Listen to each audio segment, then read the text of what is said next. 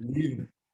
Okay, Kearis, we'll get it started by calling on everybody in groups of two. And we'll get it started with Mark Weiser, followed by Palmer Tomes. Kearis, how are you? How about yourself? Good to see you. I want to just ask you how you are doing in terms of, obviously you were limited to some punt return duty earlier in the season. Do you feel like you're getting back in the swing of, the wide receiver reps that you anticipated? How close are you to kind of being at the level you want to be?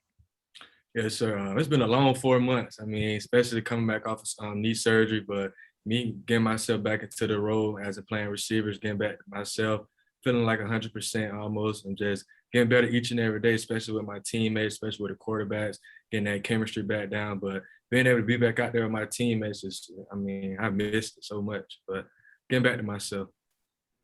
Kearis, for a while, Kirby told us that you weren't at 100%. Do you feel that now? And watching from the sideline, what have been your take on the play of the wide receiver group so far? Yeah, the guys have been making plays. I mean, you could tell by points we're trying to be scoring. We're being very explosive about the receiving room, more explosive since I've been here. But it's just the fact that what we are doing each and every day at practice is just translating over to the game, especially like those games that I missed watching on the sideline, just seeing those guys compete. Like I say, translating over from practice to the game, it's fun watching. And I'm just excited what this team has done to this point. Let's go to Anthony Dasher, followed by Chip Towers. Hey, Kearis, good to see you. I know coaches are always telling you guys to shut out the noise and only pay attention to what's going inside the walls of the Buttsmere building in the football office. But I was wondering, I mean, now that you guys are ranked number one, how much more difficult is that? And maybe, I don't know if there are some ways you try to block out some of those. I mean, pressure is a privilege. And Coach Smart says it all the time, but we looking at it as though like we want to be number one at the end of the season. I mean, it's great to be number one now, great accolade, but we have to go in at each and every game here on out. I mean, that's the most important part, to be number one at the end of the season.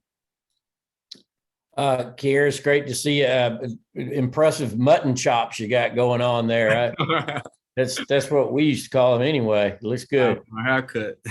I wonder if you could expound a little bit more. I just remember I didn't know about your knee injury until we show up to SEC media days, and it was always characterized as, it's not too bad. He just had to get some work done, some things cleaned up. I mean, we're pretty deep into the season now, and we're still talking about, is Kearis 100% yet? Can you tell me a little bit more about what happened with the knee, and then kind of what the recovery has been like to this point? Yeah, it just was a deal just playing football. I mean, they kept telling me like, you need to sit down, but I wanted to keep going. I wanted to keep practicing, because at the end of the day, I'm trying to get myself better and help my team way. And the problem was kind of like a lagging injury from spring practice, and just finding out what I needed a little procedure done. So we ended up having it once I got back from spring, and just had that procedure in the summer. I mean, it did hold me down a little bit, but I mean, it's football. I mean, injuries happen, but at the end of the day, it's about how you respond. And so far, I feel like my knee has been responding well, just by slowly working me back in, getting those reps in and stuff like that. But I feel like my knee it's gonna be better than what it was before, honestly, with the little cleanup that they did do. So I'm excited. Let's go to Seth Emerson, followed by Connor Riley. Kearis, can you expound on why you were healthy enough, where you felt good enough to be able to play special teams, but receiver was that you weren't ready to do that early on? Was it a matter of practice reps, or was there something with the injury that made it different enough? For one, I didn't feel too comfortable with that brace on. I wasn't 100% yet. I mean, the coaches felt confident enough that I can go back there and catch the punts. That's the main thing about punt return, is being able to secure the ball. The coaches felt confident enough for me to be able to do that, and that's the main thing. As long as it's like securing the ball, but just being able to play receiver, I wasn't like, my routes wasn't where I wanted them to be at, so I didn't want to put myself out there trying to go 100% knowing I can't do it. So it's about more so like, what can I do and what can I put on film? And I didn't want to put no bad stuff on tape. So if it had me to sit out 4 or 5 games, then so be it. The next time I do be out on the field, I could be 100%. So that's the most important thing. Hey, Kearis, apologize for the background noise.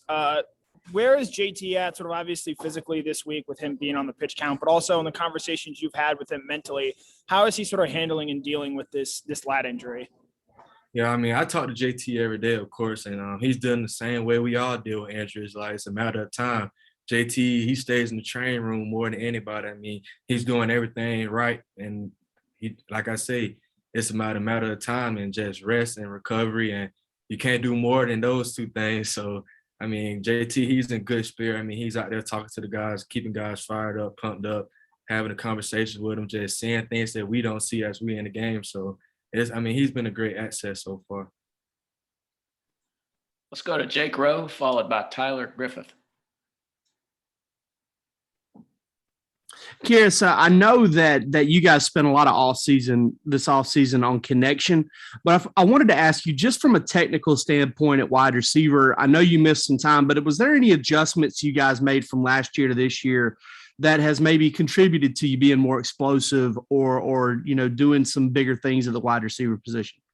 I mean, it's all about doing simple better. I mean, if you go back and watch film from last year and things that we weren't able to do, like for the biggest thing from the receiver standpoint with being physical on the perimeter, like keeping those explosive and being able to block and things like that. Because if you can block, it's create explosives from the running back room, and that's all that matters. I mean, if you keep doing the small things better than other teams doing, I mean, it's gonna create explosives. So just taking what we did bad on last year and making sure that we work on it this year has really helped us, especially like on the perimeter.